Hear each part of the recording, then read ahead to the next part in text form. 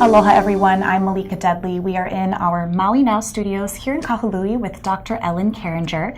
She is a child psychologist specializing in neuropsychology, and today we're talking about a more serious topic. The events of Saturday morning's false ballistic missile alert might have an effect on our youth. So I have 3 simple topics I want to talk to Dr. Ellen Carringer about. Let me go over them really quickly. Number 1, if and how to discuss the events with our children. 2, how to identify whether our children are experiencing any trauma.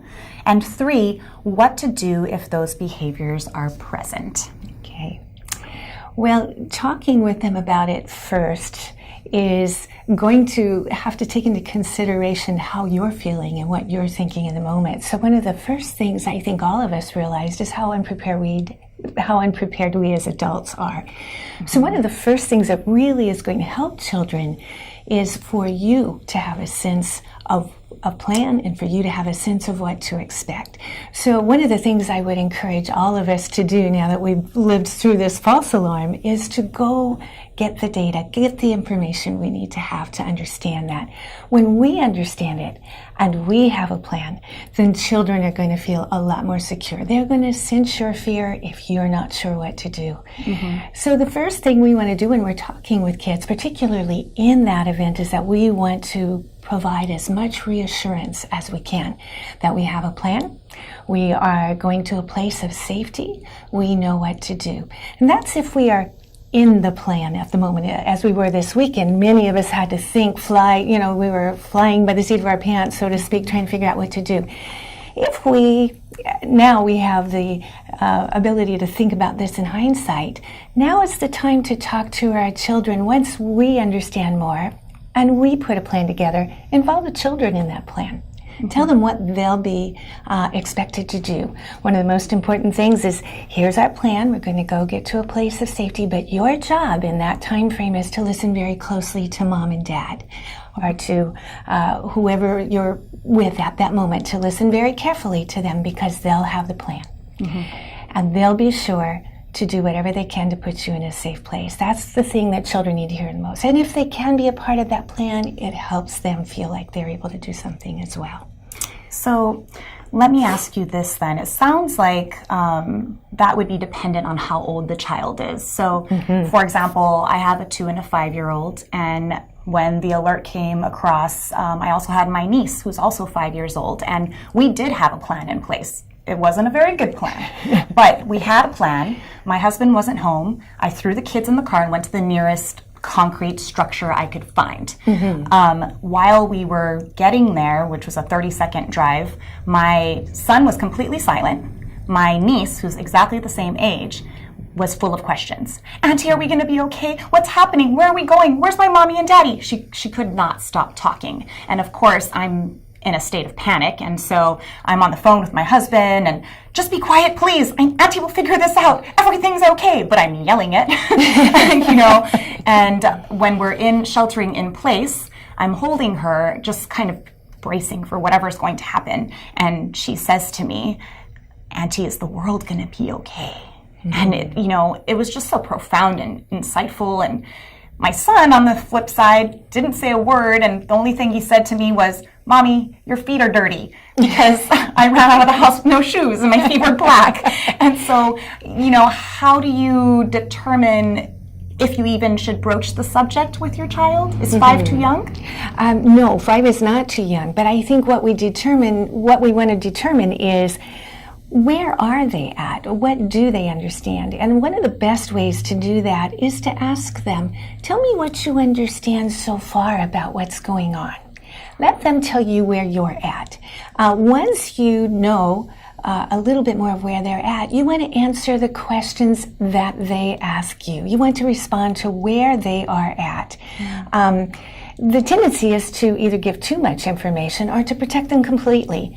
We want to try to gauge what they need in that moment. What are they trying to understand? So in the case of your niece, I might have said, I don't think the whole world is in danger. Right now, we're just being asked to be safe. Tell me what you understand. What do you think is going on right now? So that she could tell you more about what she needed in that moment. What did she need to understand? I read an article that said maybe through art they could express. I mean, would you recommend that? I think we're looking at two separate issues. One is when you are in the moment, what do you do? In your case, you really did actually probably need for them to be quiet while you talked with someone else about coordinating plans. So you want to say, right now, I want you to remember your questions, and in a little while, when we're in our safe place, you can ask me all your questions. I need to make sure that I'm following through on all the plans and coordinating with dad or uncle or mom and dad right? And then when you get to that safe place, then you can encourage those questions. After the fact, where we're at now, drawing can be one thing. It depends on their age. She's very verbal, so she might prefer to talk that through. And again, what we want to do is make sure we understand where she's at. So we're not giving her information above her level. So by asking her to explain what do you know and what do you understand right now, we can start at that place and then let her ask questions. Littler children may not be able to be that articulate. In those cases, what we can do is allow them to kind of express through play and to express through art. And this is, again, after the fact. And you might even think about arranging play where they can sort of set up a similar circumstance and where they can be the victor, the person who solves it. They can be the person who knows what to do. The other thing is we can empower them in other ways.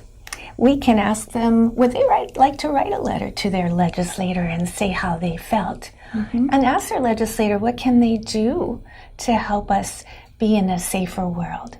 They can, for parents who decide to go to a march and protest nuclear issues, your child can accompany you. You have to gauge the situation, but if they're at the right age to understand that, empower them to be able to feel like they can be a part of it.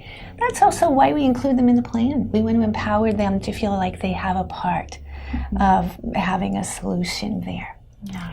Now, in your case, you also had asked, what about, though, if we might have a child who's a little traumatized? And that's very possible, right?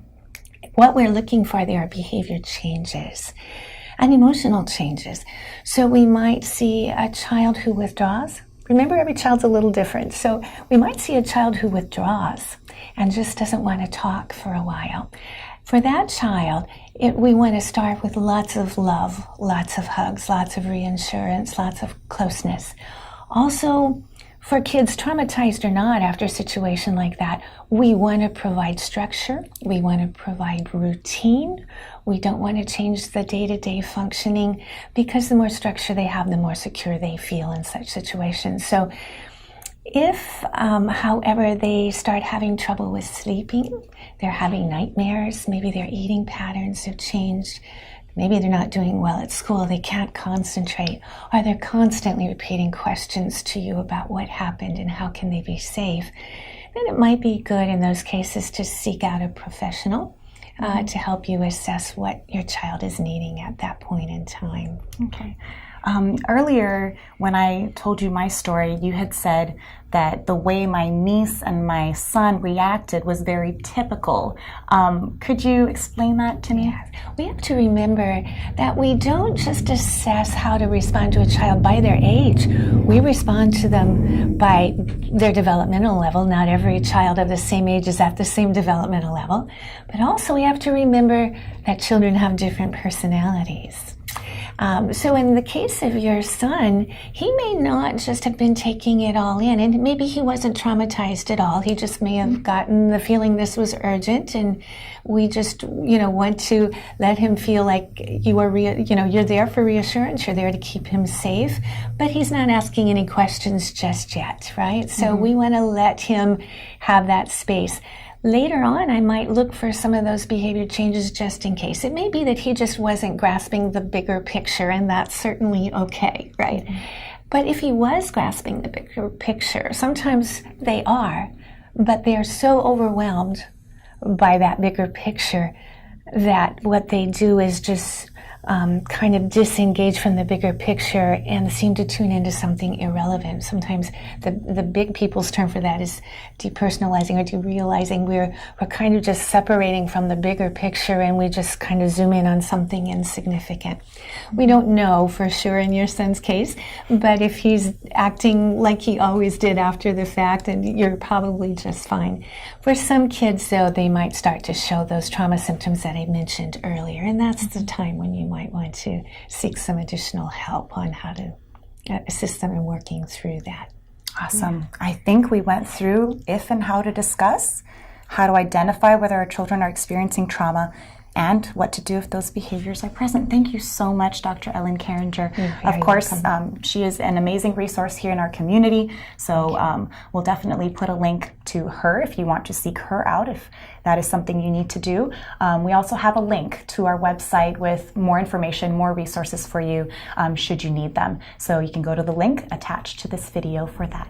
I'm Malika Dudley for Maui Now. Everything Maui, always now. Ahui ho.